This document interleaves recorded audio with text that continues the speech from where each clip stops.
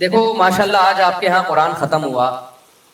یہ قرآن ہے کیا؟ ہم کیوں پڑھتے ہیں، کیوں سنتے ہیں؟ انگریز تو نہیں پڑھتا نہ وہ سنتا ہے. آپ مجھے ایک بات بتاؤ، کوئی چیز ضروری ہو تو انگریز اس کو چھوڑ سکتا ہے؟ اچھا جب ہاں یا نہ میں کچھ سوال پوچھوں تو جواب دینا. ویکسین بہت ضروری تھی نا کورونا کی، سب سے پہلے کس نے لگائی؟ انگریز نے. ایجاد کس نے کی؟ انگریز نے. اچھا جی، سفر انسان کے لیے مشکل ہو گیا تھا تو ٹرین کا ایجاد ہونا ضروری تھا، ضروری کام تھا نا، تو کس نے ایجاد کی ہے؟ انگریز نے. اور وہ جو ہمارے یہاں پٹریاں بچھا کے گئے اب تک ہم نے انہی پہ گزارا کیا ہوا ہے. تو سارے ضروری کام تو وہ کرتا ہے انگریز. ہواؤں میں انسان کے لیے اڑنا بہت ضروری تھا، آبادی بڑھ گئی تھی تو سفر کو آسان بنانا تھا تو اس کے لیے ہوائی جہاز بہت ضروری تھا، تو یہ ضروری کام تھا، تو اس میں پہل کس نے کی ہے؟ انگریز نے. اور اس نے کر کے دکھایا. آپ جہاز بھی وہی بناتے ہیں. جو لوگ معذرت کے ساتھ، ایک عمر کے بعد انسان گنجا ہونا شروع ہو جاتا ہے، سر پہ بال لگوانا بہت ضروری ہے. آج کل ہیئر ٹرانسپلانٹیشن کا عمل ہو رہا ہے، یہ ایجاد کس نے کیا؟ بولو نا. انگریز نے. یہ ابھی ہماری ایجاد نہیں ہے. تو ہر ضروری کام کون کر رہا ہے؟ انگریز. سوال پیدا ہوتا ہے اگر قرآن ہمارے لیے اتنا ضروری ہے تو اس کو انگریز کو اس میں آگے ہونا چاہیے تھا نا. کیا خیال ہے بھائی؟ کسی ضروری کام میں ہم آگے نہیں ہیں. تراویح میں اللہ کا شکر ہے ہم کہاں ہوتے ہیں؟ کسی حد تک آگے ہوتے ہیں، یہ اللہ کا فضل ہے. تو کیا ہے قرآن میں ایسا جو ہے بہت ضروری لیکن انگریز کی اس کی طرف توجہ نہیں؟ یہ سوال پیدا ہوتا ہے کہ نہیں ہوتا؟ یا تو معاذ اللہ نقل کفر، کفر نباشت، قرآن ضروری ہے ہی نہیں. اگر ضروری ہوتا تو انگریز اس میں ہم سے آگے ہوتے. یا تو قرآن ضروری نہیں ہے تو پھر ہم کیوں پڑھیں بھائی؟ ہم تراویح میں کیوں سنیں؟ اپنے بچوں کو کیوں پڑھائیں؟ اور بات بات پہ قرآن کی قسمیں کیوں اٹھوائیں ہم؟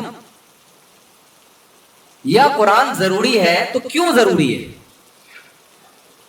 کیا ہے اس میں ایسی بات جو ہمیں دوسری کتابوں میں نہیں ملتی؟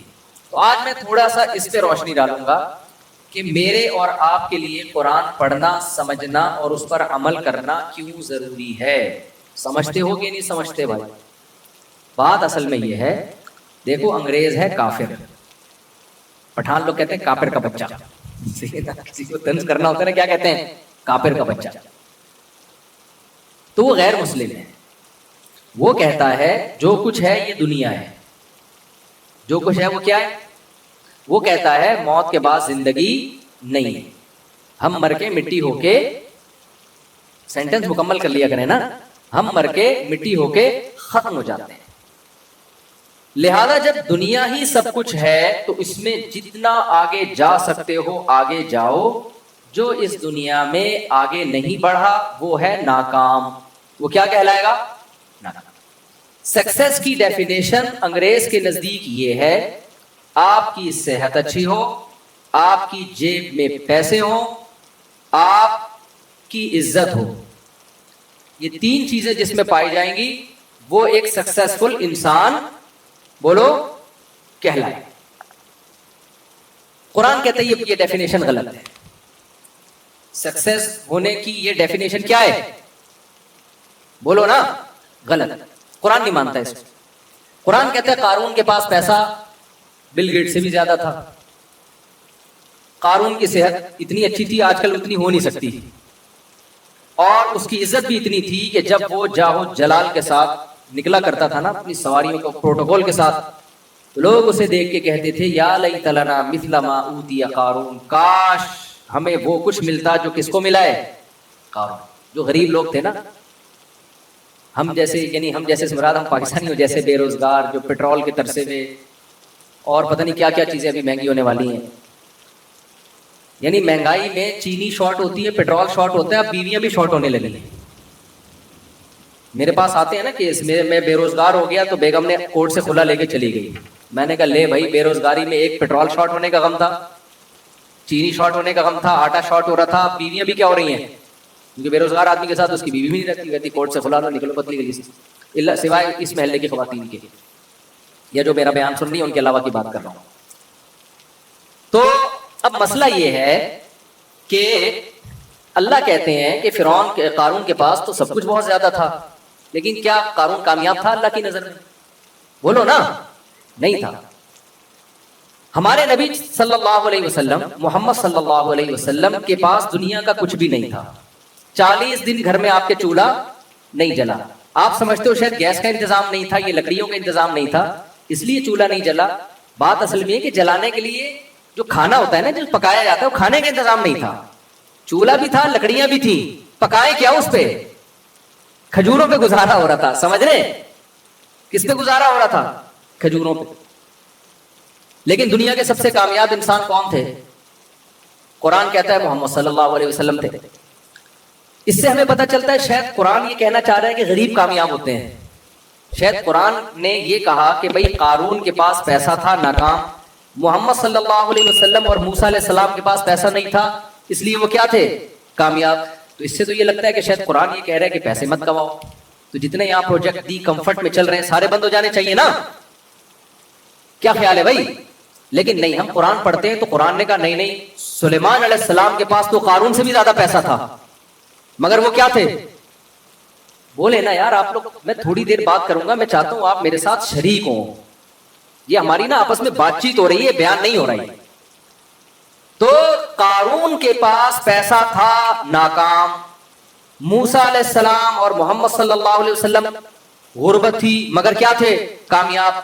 ہم نے اس سے اندازہ لگایا شاید اللہ کی نظر میں پیسے والے ناکام ہیں اور غریب کیا ہیں؟ کامیاب. لیکن ایک اور مثال قرآن نے دے دی. داؤد اور سلیمان علیہ السلام کے پاس اتنا پیسہ تھا کہ قارون کچھ بھی نہیں تھا ان کے مقابلے میں. اور ایسے وسائل اور ایسے اسباب. ابھی یہاں کنسٹرکشن کا کام ہو رہا ہے نا, عمیر بھائی نے مزدور لگائے ہوئے ہیں, بلڈنگ بن رہی ہے. عمیر شیخانی جو ہمارے دوست ہیں, انہوں نے, میں دیکھتا رہتا ہوں نا, وہاں سے ٹرک آ رہا ہے بجری کا, وہاں سے یہ آ رہا ہے, وہاں سے یہ آ رہا ہے. سلیمان علیہ السلام ایسے ہی بجری کے ٹرک منگواتے تھے. سلیمان علیہ السلام کو جب کوئی تعمیراتی کام کروانا ہوتا نا تو قرآن کہتا ہے جنات کو حکم دیتے. سلیمان علیہ السلام کو نا ملکہ سبا کا تخت چاہیے تھا, عمیر شیخانی صاحب کو چاہیے ہوتا تو کیسے منگواتے وہ؟ ٹرک بھیجتے, ہوائی جہاز جاتے, بحری جہاز جاتے, اور پتہ نہیں کیا کیا ہوتا, پھر 2-3 نٹ بولٹ مل جاتے. اس سے زیادہ اس تخت سے کچھ نہیں ملنے والا تھا. کروڑوں روپے کا, اربوں خربوں روپے کا تخت تھا. سلیمان علیہ السلام نے کہا ایکم یاتینی بعرشھا قبل ان یاتونی مسلمین. جنات سے کہا کہ کون ملکہ سبا کا تخت 2 منٹ میں یہاں اٹھا کے لے آئے گا. تو ایک بزرگ تھے, ان کی کرامت تھی, انہوں نے کہا آپ پلک جھپکنے سے پہلے میں لے آؤں گا, اور یہ کہا اور تخت حاضر تھا سامنے.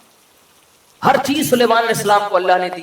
پرندوں کی بولیاں سکھائیں, ایجنسی کا کام پرندوں سے لے رہے ہیں, مضبوط طاقتور جنات ان کے تابع بنا دیے, اور لائف اسٹائل بھی بہت شاہانہ. جب پیسہ دیا تو اسٹائل بھی کیسا تھا؟ شاہانہ, بہترین تاج, بہترین تخت. یہ جو لوگ کہتے ہیں نا کہ یہ پیسہ ہو اور رہو غریبوں کی طرح, یہ اسلام کا حکم نہیں کہ لگژری گاڑی میں کیوں گھوم رہا ہے. بھائی اگر پیسے ہیں تو لگژری گاڑی میں ہی گھومنا پڑے گا آپ کو. ہمارے نبی کے پاس پیسہ آیا تو آپ نے, صبح آیا تو شام سے پہلے خرچ کر دیا, شام کو آیا تو صبح سے پہلے خرچ کر دیا. تو آپ نے غربت کو اختیار کیا. اسلام میں اس کی کوئی مثال نہیں ملتی کہ پیسہ ہو اور رہو غریبوں کی طرح. میں سمجھا پا رہا ہوں اپنی بات؟ یا تو رکھو ہی نہیں پیسہ, صبح آیا تو شام سے پہلے سارا صدقہ کر دو, پھر شام کو کھانے کے لیے روٹی نہیں ہے. لیکن ایسا توکل کسی میں آج کل ہوتا نہیں ہے, اور نہ ہونا بھی نہیں چاہیے. یہ اسلام کا حکم بھی نہیں ہے, یعنی ہونا تو چاہیے لیکن اس پر عمل نہیں کرنا چاہیے اس طریقے سے. نبی صلی اللہ علیہ وسلم نے کیوں کیا, اس پر ایک مستقل بیان ہے میرا, بھی یہ موقع نہیں ہے. لیکن نبی نے پیسہ رکھا نہیں ہے, تو شریعت اس کی اجازت نہیں دیتی کہ آپ پیسہ رکھیں اور رہیں کس طرح؟ غریبوں کی طرح رہیں. بے شمار پیسہ ہے اور پھٹے ہوئے کپڑے پہن رہے ہیں, پیون. میں نے ایسے کروڑ پتی لوگوں کو دیکھا, بھائی تیرے کپڑے پھٹے ہوئے کیوں؟ کہہ رہے نبی نے پیون زدہ کپڑے پہنے. ہو بھائی, نبی کے پاس تو پیسے نہیں تھے, صبح آئے تو صدقہ کر دیا نا, تو جو کپڑا ملا آپ نے پہن لیا. ہمارے پاس تو بینکوں میں کروڑوں روپے رکھا ہوا ہے, تو پھٹے پرانے کپڑے کیوں پہن رہے ہو بھائی؟ اچھا یہ پہلے زمانے میں ہم کہتے تھے کپڑے پہنے, اب جس کے پاس جتنا پیسہ نا وہ کپڑے نہیں پہن رہا. اب کیا ہو رہا ہے معاملہ؟ یعنی جتنا پیسہ آئے گا نا کپڑے مارکیٹ سے کیا ہوں گے؟ اسٹائل ہے بھائی. غریب لوگ کپڑے پہنتے ہیں. اب تو ایک آدھ چٹی مٹی پہن کے نا مالدار آدمی کہہ رہا ہے یار اسٹائل ہے ہمارا, یہ کپڑے وپڑے تو غریبوں کا کام ہے پہننا. خیر میرا موضوع نہ کہیں چینج ہو جائے نا, میں اس لیے ذرا کوشش کر رہا ہوں کہ وہ, یعنی مالدار خواتین کے کپڑوں پہ پیسہ بہت لگتا ہے مگر کپڑا نہیں لگتا.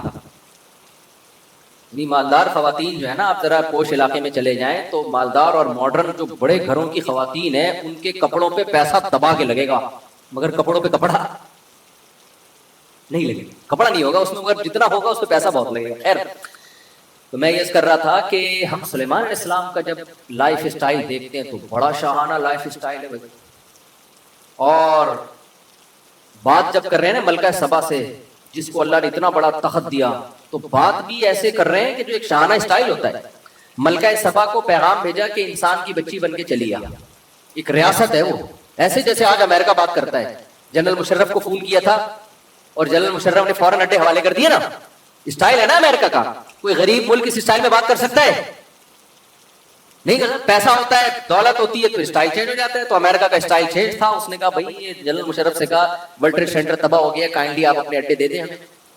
تو مشرف صاحب نے پوچھا کہ اگر نہیں، تو انہوں نے کہا نو کا آپشن نہیں، دینے پڑیں گے آپ کو. انہوں نے کہا ٹھیک ہے سر لے لیں. اس کے بعد جب پھر وہ وہاں گئے تو 20 سال جو انہوں نے جو ان کے ساتھ ہوا، پٹھانوں کی ان سے ملاقات ہوئی امریکن آرمی سے. پٹھانوں نے ان کے سارے اگلے پچھلے گناہ معاف کروا کے ان کو واپس بھیج دیا کہ کائنڈلی آپ واپس تشریف لے جائیں، آپ غلط جگہ ہیں، معذرت کے ساتھ. تو خیر جو کائنڈلی جو ہے نا، یہ دونوں میں جو ہوا یہ بڑا خطرناک کائنڈلی ہوا ہے. یہ وہ والا کائنڈلی نہیں ہے جو ہم کر رہے ہوتے ہیں. یہ کائنڈلی کیا ہے؟ بڑا ڈینجرس قسم کا کائنڈلی ہے. جیسے انہوں نے مشرف کو کہا کائنڈلی اڈے چاہیے ہمیں، چاہیے کا مطلب کیا ہے؟ یہ کائنڈلی ہم نے ویسے شو کے لیے لگا دیا ہے. تو جب امریکہ افغانستان گیا تو انہوں نے بھی کہا کائنڈلی آپ واپس تشریف لے جائیں. ٹھیک ہے نا، تو واپس تشریف لے گئے وہ. خیر بین الاقوامی حالات میں زیادہ تبصرہ نہیں کرتا کیونکہ ہم تو غریب لوگ ہیں. امریکہ نے ایک دفعہ میرے بیان پہ مجھے کائنڈلی کہہ دیا تو میں پھر برداشت نہیں کر پاؤں گا. ٹھیک ہے. تو اب مسئلہ یہ ہے کہ ہم دیکھتے ہیں کہ سلیمان علیہ السلام کے پاس دولت اور ملکہ سبا سے جب بات کر رہے ہیں، ایک خط بھیجا اس کو کہ اللہ کے نام سے شروع کرتا ہوں، اللہ تعالی علیہ واتونی مسلمین. آپ سورج کی عبادت کرتے ہو، یہ صحیح نہیں ہے. It is not appropriate for you. یہ بالکل بھی مناسب نہیں ہے کہ اللہ کی کھا کے، اللہ کی نعمتوں سے فائدہ اٹھا کے عبادت کس کی ہو رہی ہے؟ سورج کی. بڑی پاورفل ریاست تھی لیکن اس کو بولا کہ آپ تشریف لے آئیں فرما بردار بن کے. ملکہ سبا نے انکوائری کے لیے لوگ بھیجے تو پتہ چلا یہ تو بڑے پاورفل ہیں. سلیمان علیہ السلام نے دھمکی دی کہ پہلا پیغام میرا آرام سے گیا تھا، دوسرا پیغام نہیں آئے گا، میری فوج آئے گی اور اب بندی بن کے آرام سے چلی جاؤ. تو یہ اسٹائل کس کا تھا؟ سلیمان علیہ السلام کا. پاور بھی تھی، جب پاور ہوتی ہے تو اسٹائل یہی ہوتا ہے. اب مجھے ایک بات بتاؤ، سلیمان علیہ السلام کی، اچھا معذرت کے ساتھ خواتین بہت ناراض ہوتی ہیں ایسی باتوں سے. 100 بیویاں بھی تھی سلیمان علیہ السلام کی، بہت معذرت کے ساتھ میں ایسی باتیں کرتا کہاں ہوں، آپ کو پتہ ہے شادی وادیوں کی. لیکن بخاری میں ہے کہ سلیمان علیہ السلام کی بیویاں کتنی تھی؟ 100 بیویاں تھیں. وہ مجھ سے پوچھ کے نہیں کی بھائی، انہوں نے تو ان سے جا کے پوچھو، مجھے نہیں کہا. لوگ کہتے ہیں آپ ایسی باتیں کیوں کر رہے ہو، انہوں نے ایسا کام کر لیا، ہم باتیں کرنے پر پابندی لگا رہے ہو. تو ان کی پیسہ بہت تھا تو وسائل بہت تھے تو شادیاں کتنی کی؟ ایک وقت میں 100 بیویاں تھیں سلیمان علیہ السلام کی. لیکن قرآن ان کو بھی کیا کہتا ہے؟ کامیاب. ناکام نہیں تھے. کیا تھے وہ؟ کامیاب. نعم اللہ، بہت پیارے بندے تھے اللہ کے. دنیا میں بھی ان کے لیے بھلائی اور آخرت میں بھی بھلائی. تو اے اللہ، کبھی تو بتا رہا ہے کہ غریب کامیاب ہے اور مالدار ناکام ہے، کبھی تو کہہ رہا ہے کہ مالدار کامیاب ہے، غریب کیا ہے؟ ناکام ہے. تو سمجھ میں نہیں آ رہا. تو اللہ نے اس مسئلے کا حل یہ بتایا کہ بھائی اللہ نہ تمہاری دولت کو دیکھتا ہے نہ تمہاری غربت کو دیکھتا ہے. اللہ کیا دیکھتا ہے؟ تمہارے عمل. جو غریب ہو کے اللہ کو خوش کرے وہ غربت میں کامیاب ہے، جو مالدار ہو کے اللہ کو خوش کرے وہ مالداری میں کامیاب. ہم صحابہ میں دیکھتے ہیں حضرت بلال انتہائی غریب تھے لیکن حضرت ابو بکر بہت مالدار تھے. ہمارے ہاں جامع الرشید میں حضرت ابو بکر کے بارے میں جو تاریخی روایات سے ان کے جو اثاثے ملتے ہیں، ایسٹس ملتے ہیں، وہ اربوں روپے میں، اس زمانے کے اربوں روپے بنتے ہیں. حضرت عثمان اتنے بڑے تاجر تھے کہ 400 گھوڑے ایک ٹائم پہ انہوں نے صدقہ کر دیے، گفٹ کر دیے. جو 400 گھوڑے ایک ٹائم پہ کر رہا ہے پھر بھی مالدار ہے، اس کے پاس بیک اپ پہ کتنے گھوڑے ہوں گے؟ آپ کیا سمجھتے ہو گھوڑے کیا گٹکے کی قیمت میں ملتے تھے؟ ہے بھائی، اس زمانے کی شاہی سواری تھی گھوڑا بھائی، یا آج کی لینڈ کروزر ہے وہ. تو 400 تھی ان کے پاس جو صدقہ کیا، اور اس کے علاوہ بھی تھے اونٹ اتنے ان کے پاس. ارب پتی تاجر تھے عثمان رضی اللہ تعالیٰ عنہ، وہ بھی کامیاب. اور حضرت بلال جو غریب تھے وہ بھی کیا تھے؟ کامیاب تھے. تو اسلام سکسیس اور کامیابی کی وہ ڈیفینیشن بیان نہیں کرتا جو کون بیان کرتا ہے؟ گورا. گورا کہتے ہیں مادی ترقی ہی کامیابی ہے، لہذا اس کی نظر میں قرآن کی ویلیو نہیں. اسلام کہتا ہے کہ اصل کامیابی کیا ہے؟ آخرت. لیکن اس کو دنیا سے جوڑتا ہے. وہ کیسے جوڑتا ہے وہ میں آخر میں آپ کو بتاؤں گا. تو ہمیں قرآن میں چند باتیں بیان کرتا ہے، وہ باتیں ہم نے غور سے سننے بھی ہیں اور سمجھنے بھی ہیں کہ ہم قرآن کیوں پڑھتے ہیں. دیکھو کچھ چیزیں ایسی ہیں جو ہماری زندگی گزارنے کے لیے بہت ضروری. قرآن نے کہا کہ میں نے تمام پیغمبروں کو ایک کلمہ دے کے بھیجا ہے, انسانوں کو اس کلمے پہ لے کر آؤ. وہ تمہاری نجات کے لیے وہ کلمہ کیا ہے؟ ضروری. وہ کلمہ ہے لا الہ الا اللہ. گورا اس کو نہیں مانتا. وہ کلمہ کیا ہے؟ لا الہ الا اللہ. اس لا الہ الا اللہ میں 4 نظریات ہیں جن پہ ہم اقرار کر رہے ہیں. نمبر 1, اس کا سادہ سادہ ترجمہ کیا ہے؟ اللہ کے سوا کوئی عبادت کے لائق نہیں. اس میں پہلا ہم نے یہ اقرار کر لیا کہ یہ کائنات خود سے نہیں بنی ہے, اس کو کسی نے بنایا ہے. کوئی اگر یہ کہتا ہو کہ یہ کائنات خود بخود بنی ہے, وہ لا الہ الا اللہ پڑھے گا؟ وہ تو کہے گا جب ہے ہی نہیں تو پھر الہ ہی نہیں ہے. جب الہ ہی نہیں ہے تو اللہ کا اس کا نام تو پہلے تو مانو گے تو پھر اس کے بعد اس کو نام دو گے نا. ہم نے مان لیا کہ اس کائنات کو کسی نے پیدا کیا ہے, یہ خود سے نہیں بنی. میں بار بار مثالیں دیتا ہوں. ڈیجیٹل کیمرے کی مثال اکثر میں دیتا ہوں کیونکہ ہمارے یہاں جامعہ رشید میں کچھ سائنٹسٹ آئے تھے, انہوں نے ہمیں بتایا کہ ڈیجیٹل کیمرہ ایجاد کیسے ہو. انہوں نے بتایا کہ جی یہ ریز آتی ہیں, یوں آتی ہیں, وغیرہ وغیرہ جو بھی ہوتا ہے. میں کچھ یونیورسٹی میں لیکچرار تو ہوں نہیں. انہوں نے بتایا کہ یہ ڈیجیٹل کیمرہ پورا انسانی آنکھ کی کاپی ہے. یعنی سائنسدانوں کی یہ ایجاد نہیں ہے. ایجاد کہتے ہیں عدم سے وجود میں لانا. یہ فرسٹ کاپی ہے. یہ کیا ہے؟ جیسے جاپان ایک موبائل ایجاد کرتا ہے, کوریا ایجاد کرتا ہے, چائنا فورن مارکیٹ میں کیا لے آتا ہے؟ کاپی لے آتا ہے. وہ ہے نا کہ امریکہ نے ایک سوئی ایجاد کی اور دعویٰ کیا کہ اس سے باریک کوئی سوئی بنا کے دکھائے.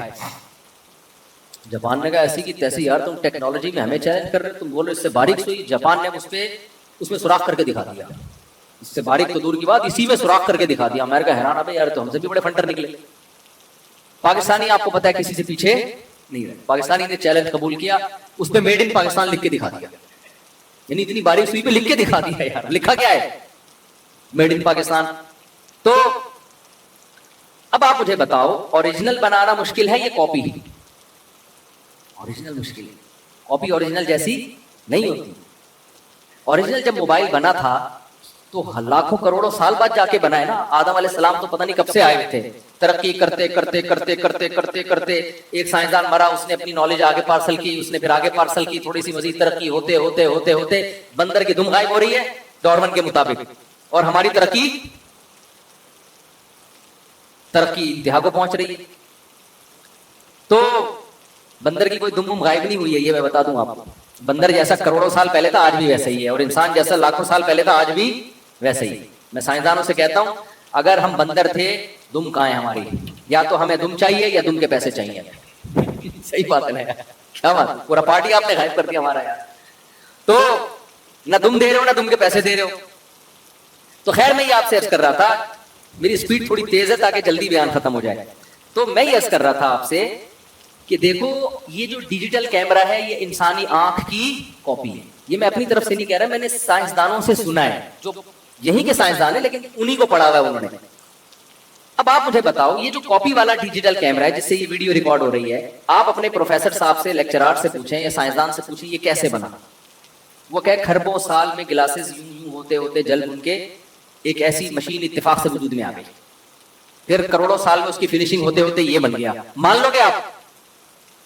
بول لو نا یار, کیا ہو, نہیں مانو یار. کاپی خود سے نہیں بنا رہے آپ, اور جو اوریجنل ہے اس کے آپ کہہ رہے ہو کہ ایک سیل تھا اور وہ ترقی کرتے کرتے کھربوں سال میں ایک بندر بن گیا, پھر انسان بن گیا, یہ آنکھ بن گئی. یہ نہیں ہو سکتا خدا کی قسم. کھربوں سال میں بھی ایک آنکھ جو اوریجنل ڈیجیٹل کیمرہ ہے وہ کھربوں سال میں بھی وجود میں نہیں آ سکتی.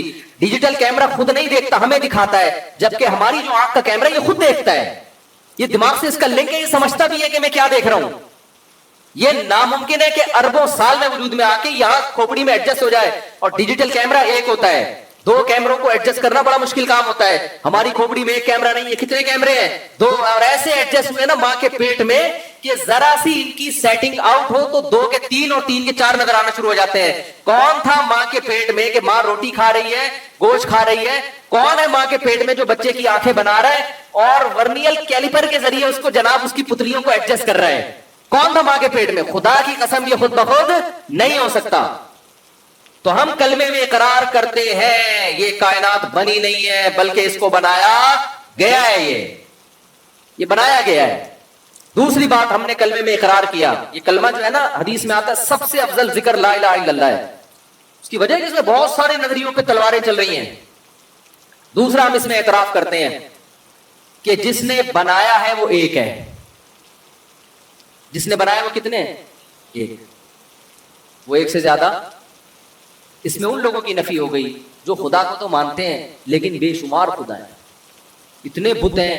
میں تھائی لینڈ گیا، وہاں پوری بتوں کی ہول سیل مارکیٹ ہے، 4 بتوں پہ ایک فری مل رہا ہے۔ وہاں مجھے بتایا کہ 4 بھگوان خریدو ایک فری ہے۔ خیر میں نے کہا اب تمہارا اپنا بھگوان سے تمہارا تعلق ہے، تم جانو بھگوان جانے، ہمیں تو ایک خدا کو مانتے ہیں بھائی، ٹھیک ہے نا۔